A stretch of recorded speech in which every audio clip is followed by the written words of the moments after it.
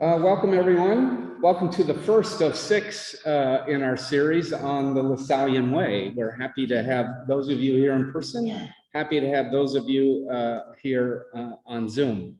My name is Leif Kerwald, as all of you know, pastoral coordinator here at St. Charles.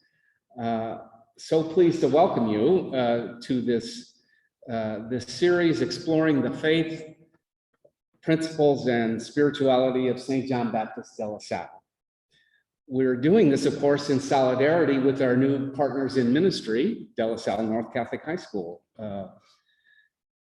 As I've said before, when you're around people who follow the Lasallian Way, you'll hear them use particular phrases and expressions that reflect those core values. Things like, St. John Baptist de La Salle, pray for us. Let us remember that we are in the holy presence of God. Enter to learn, leave to serve.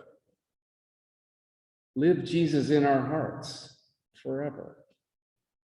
Teaching minds, touching hearts. And the Lasallian family. Each week, I will interview a guest, a person from De La Salle, and we'll break open one of those expressions and learn a little bit about the Lasallian Way, the Lasallian journey. So our expression today is the first one that I said, St. John Baptist de La Salle, pray for us. And we're going to learn about St. John Baptist de La Salle a little bit along the way. And my guest is Dave Gregory, theology teacher at De La Salle. And Dave, just by way of introduction, yesterday, before Mass started, I had a short conversation with a freshman, and I asked that student, so what's your favorite class? And the response was theology. And I thought, really? And I said, okay, then who's your teacher? Oh, Mr. Gregory, my teacher. So I thought that was a pretty good endorsement. Ninth grader who says religion class is the favorite. That's impressive. So Dave, welcome. And I invite you to fill out the introduction on yourself and tell us a little bit about yourself and your role at De La Salle and whatever else you think we need to know. Sure. I'm from Queens, New York. I don't have an accent because I didn't grow up in a very Irish or Italian neighborhood. I went to a Jesuit high school and a Jesuit college. I entered the Jesuits, left the Jesuits, taught at a Jesuit high school in California, where I did a master's in biblical theology at the Claremont School of Theology with a focus on the Hebrew Bible. So at heart, I'm more of like a Bible nerd. And then I moved up here because I married a woman from Aloha. And we live 12th and Mason, so we go to St. Andrews. And a week and a half ago, I defended my doctoral dissertation on the theological education of non-Catholics in Catholic high schools. Ooh. So De La Salle is mostly non-Catholic students, and every school I've taught in has had a lot of non-Catholic kids. So my own kind of research and academic interest has been about, like, how do we do religious education for people who don't share our faith? So yeah, and I have a son, Jack Ignatius, who's almost a year old, who's named after C.S. Lewis and Ignatius of Loyola. How did you find your way to De La Salle? So when I moved up to Portland because of Sarah, I shotgun blasted a cover letter and resume to all the Catholic high schools in the area, really hoping for Jesuit, because that was my world, or De La Salle, because I tutored at a Cristo Rey school in Washington, D.C. throughout college. And I think that the Cristo Rey network is the coolest thing going on in Catholic secondary education today. Summarize that. Yeah, so founded about 20 years ago to educate students who would be unable to afford a Catholic education, because a lot of Catholic schools are now exorbitantly expensive. And so the kids work one day a week with a business partner, and that helps pay for their education. And so the money they earn feeds me and my family, puts a roof over our heads. And so it changes the dynamic I found of what I owe to my students. I gave a brief introduction kind of to this Lasallian way. Was it on target, or Yeah, how no, would you like to totally. correct that? No, I think you're totally right. It's funny, every religious order in the Catholic Church has their own, carries on their own way of going about things. And so we're about the same thing, right? We're about evangelizing. But the way we do that, the terms we use, the foci kind of shift and alter. So the Christian brothers traditionally are very blue collar, like that's who they educate. The Jesuits have become a little bit more elitist. But the Christian brothers, by and large, when you look at the global network of Lasallian schools, no offense, Father Jerry, remain very much dedicated to serving the poor. Although my understanding of the Cristo Rey network is it's a mix of Christian brothers and it's primarily Jesuit. Jesuit. I think about 2/3 of the Cristo Rey schools are sponsored by the Jesuits. The Lasallian Christian brothers have 4. Then there are like Dominican sisters and I forget who else, but yeah. Okay. St. John Baptist de La Salle, pray for us. Tell us why we might want to say that, and who is St. John Baptist de La Salle? Yeah, so Jean-Baptiste was born in the 1600s in Reims, France, or Reims, France. And at the age of 16, he became a canon of the cathedral, which meant that he was guaranteed a salary for life, a cushy job. He was going to work his way to become a bishop. He came from money. His mother belonged to the Moet family of Moet Chandon, the champagne makers. But his parents died relatively young, and he had to take care of his siblings. And it was kind of by happenstance that he met this dude, Adrien Niel, who was running around France trying to open schools for poor children. Because 400 years ago, to go to school, you had to know Latin, and you had to have been trained in Latin throughout your childhood, so that when you went to college at the age of 14, where all your classes were taught in Latin, you could learn. So if your family didn't have the money to hire a private tutor for you, you were kind of resigned to the trades. And so Jean-Baptiste eventually resigned his canonry to begin to open schools. And it's kind of this history that's really brought me to fall in love with Lasallian education. Because Lasallian schools, when we look at European Catholic education, were the first to educate students in the vernacular. They refused to teach in Latin. All their schools initially, not these days, were completely free, so anybody could go. And these were really the two great kind of ways that the Christian brothers democratized education and made it available for everybody. The Jesuits had been educating previously. There were other religious orders kind of forming schools. But the brothers, over the course of about 50 years, wrote a book called La Conduite des Écoles Chrétiennes, the conduct of the Christian schools. And after the French Revolution, when Napoleon started the first public education system in the Western world, the Lycée Public, he used the conduct of the Christian schools and brought brothers to administrate the first public schools. Before the brothers kind of pioneered what they did, you had two options for education. You had the one-room schoolhouse, which was kids of all age ranges, and you had the college lecture hall, 100, 200 students. So the teacher wouldn't know your name. In the one-room schoolhouse, kids were not learning any sort of standardized curriculum. It was basically glorified babysitting. The brothers really pioneered and popularized the 50-student classroom. 2 teachers in each class. They could go around to each kid, help them work on what they needed to work on. And then a kid would move to the next class, not at the end of the year, but when they had mastered those skills. And so even when we look at public education today, so much of what we have in the United States is due to what the brothers began 400 years ago.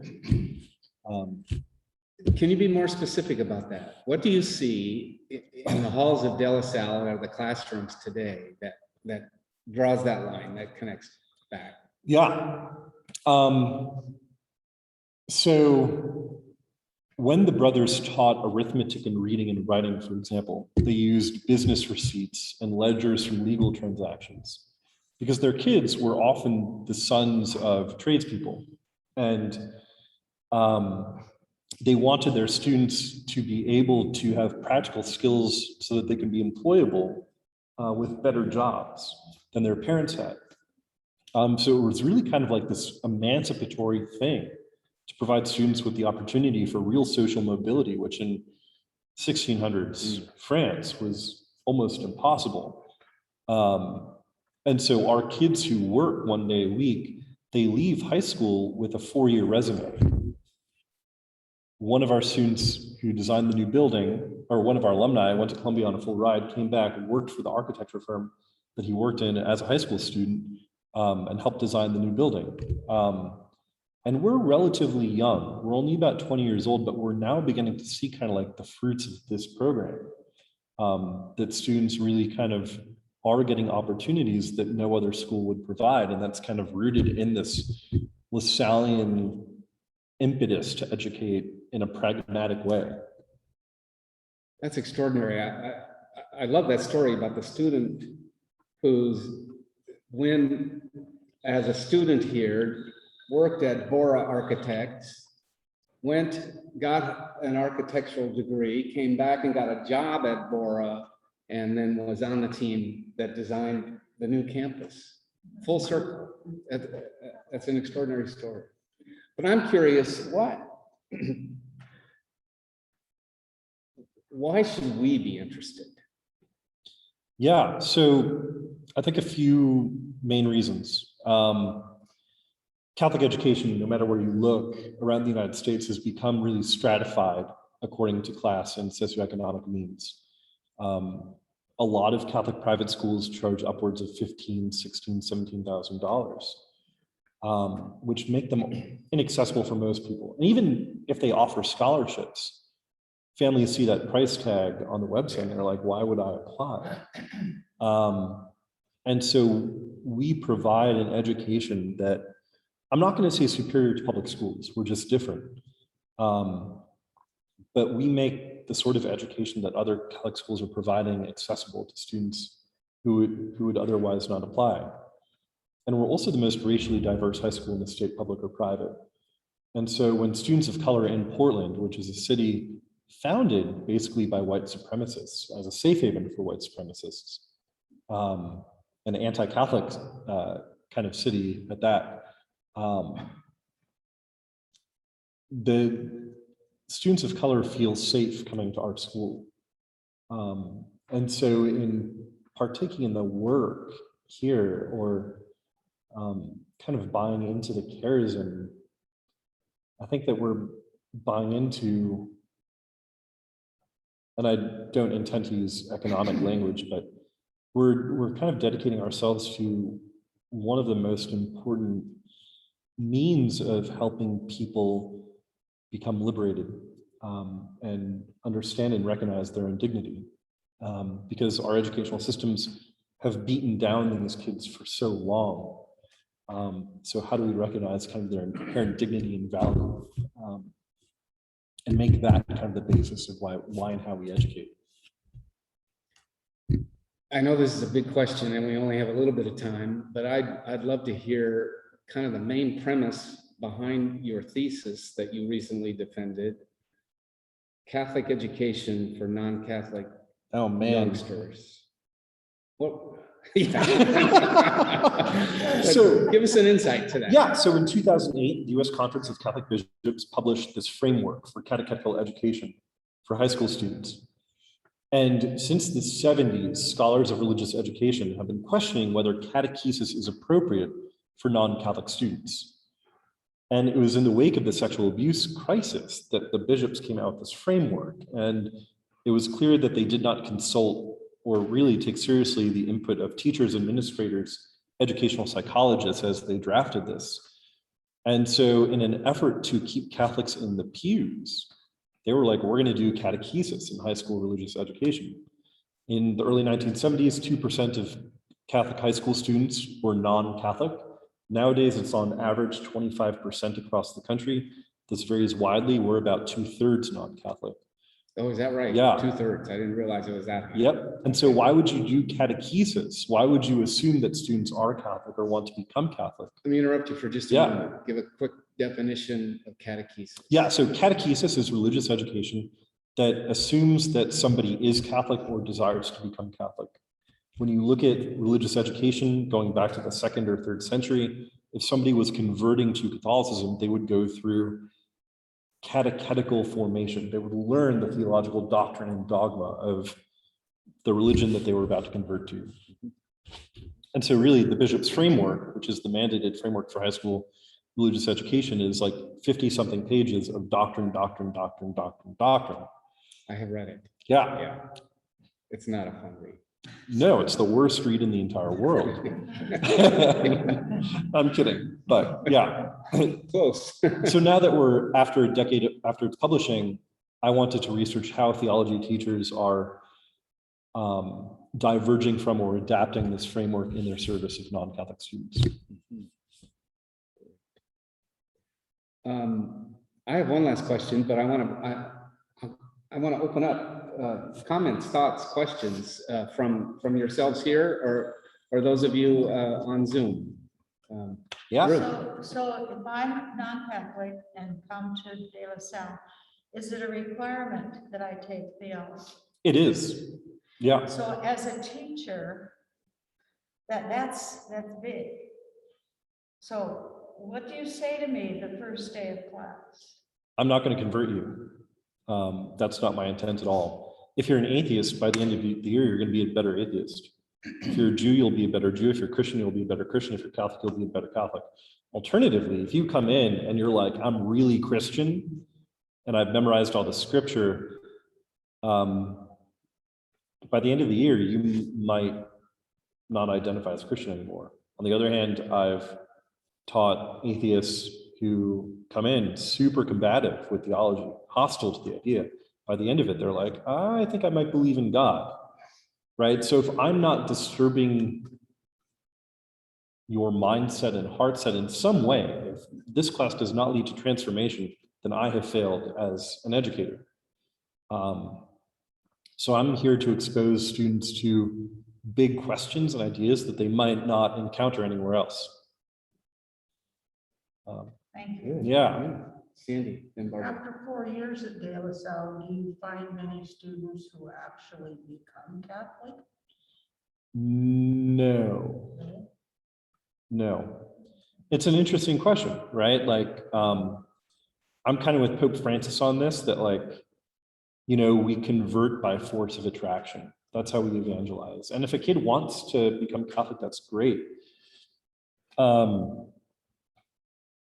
I have heard of there have been a couple alumni who have become priests, one of whom entered high school pretty secular and wound up becoming a Maronite priest. Yeah, Maronite, Melkite, I forget. I didn't know him. But yeah.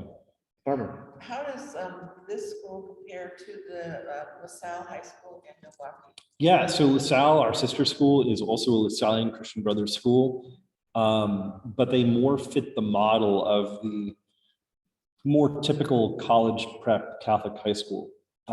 They're definitely more affordable than like Jesuit or St. Mary's, at least the sticker value, but still out of reach for a lot of students. Thank you. Yeah.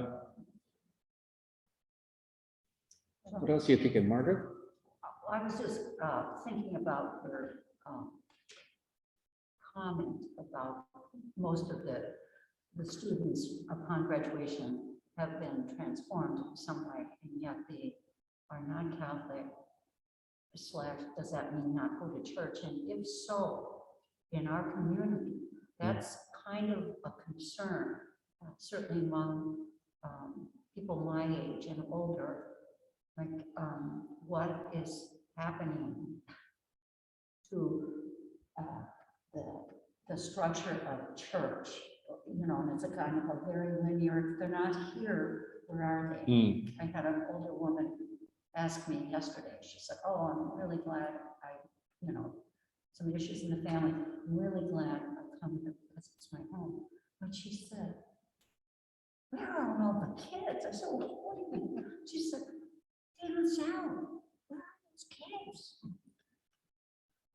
So let me just, for the sake of those people on Zoom, let me just do a quick summary of your question, because I'm assuming you guys didn't hear that very well. Margaret's asking, in effect, if there's a lot of these non-Catholic students at De La Salle, are they going to church? And what is our role there as parish? And she recounted a story where she had a conversation with a parishioner yesterday who came to church, came to mass, and was kind of looking around wondering, where are all those De La Salle kids anyway? Why aren't they in church? Kind of question. And I know, Dave, you have the answer for us on that. That's because most of them aren't Catholic. And I mean, Portland is the most unchurched large American city, right? What I think is important to keep in mind about today's youth, so the generation before, like people 40 and up, tend to be, those who aren't religious, tend to be more anti-religious, like hostile to the idea of organized religion. Millennials and teenagers today especially are very open to the idea of spirituality, but they engage spirituality through a process of what scholars call bricolage. So they pick and choose what they want from different traditions to kind of create their own spirituality. And so I think that in part, I mean, the scandals that have rocked the church over the past 20 years are a large turnoff, right? Every teenager's heard of it. Why would I want to be part of an institution that's enabled this, right? Especially as a kid, do I have to fear for my own safety going into, when I was a Jesuit and I wore a collar as a novice teaching at a high school in Maine, I was at a football game and there was a dad standing right in front of me. We were walking into the field and he was like, have you heard that there's a new Jesuit on campus? I don't want him anywhere near my kid. That's because this high school 30 years prior had a priest there who had abused several students. And so that kind of trauma in an institution carries. And it's tragic, you know? Yeah. Steve. Dave, it's great that you're Nice, here. nice and loud. Oh, Imagine people that need to pick it up on this mic here. is that better? Yeah. Dave, it's welcome today. Thank you for being here. Do you feel that as a parish, we've done a good job of welcoming De La Salle? And do you feel that the students feel that way? You made it possible for us to exist, right? Without this partnership, we wouldn't exist. And it's so new. I mean, we're only a month into the year. We've had to transition in so many ways. And so I think that as time goes on and we continue to build bridges between the parish and the school, that awareness will become more developed. I mean, teenagers are blissfully unaware of so many things. Like they don't understand what it's taken to get us to this point, to survive for 20 years. So yeah, it's a question to constantly ask and pursue, for sure.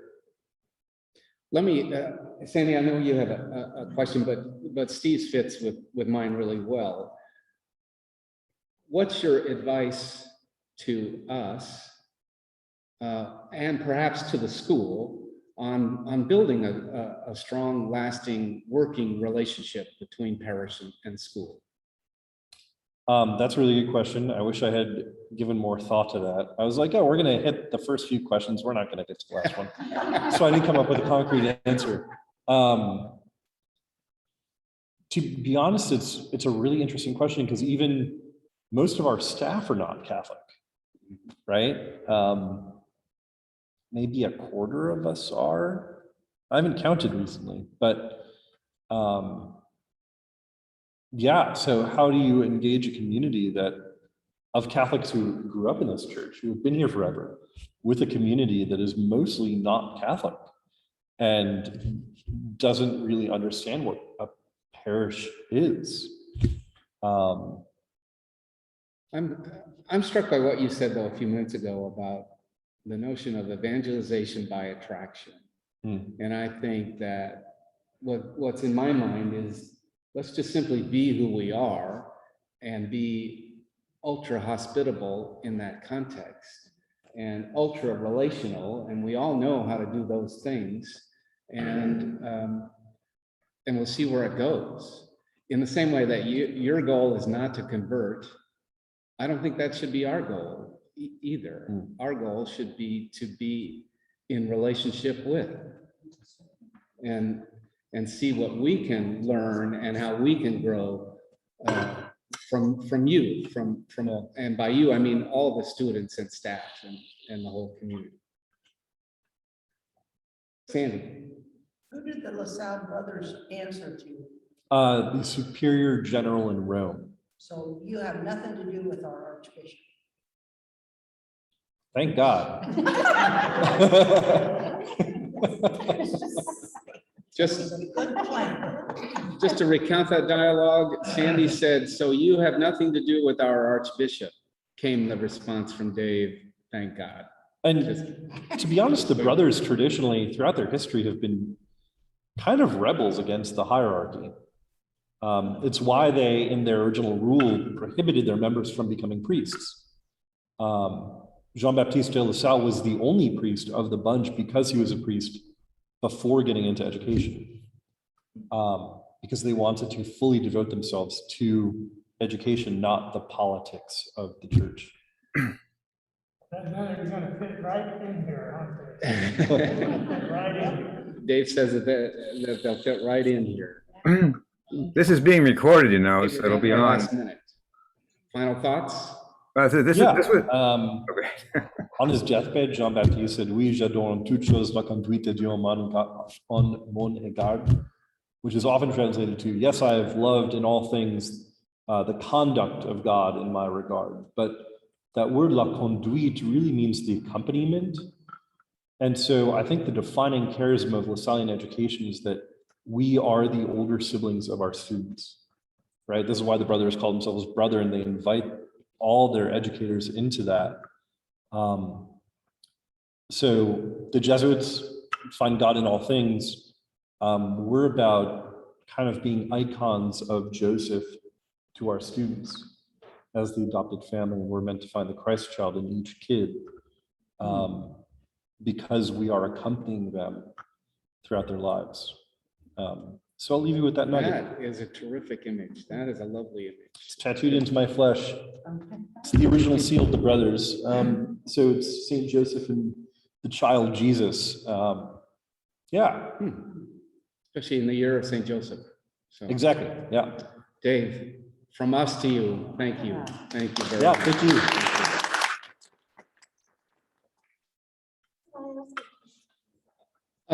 Just a second, Barbara. Let me just finish out the recording. Just thank you all for coming. Thank you all for coming. We will meet back here next week for our second round. So 12:30 on Monday afternoon. Thank you all. Thanks.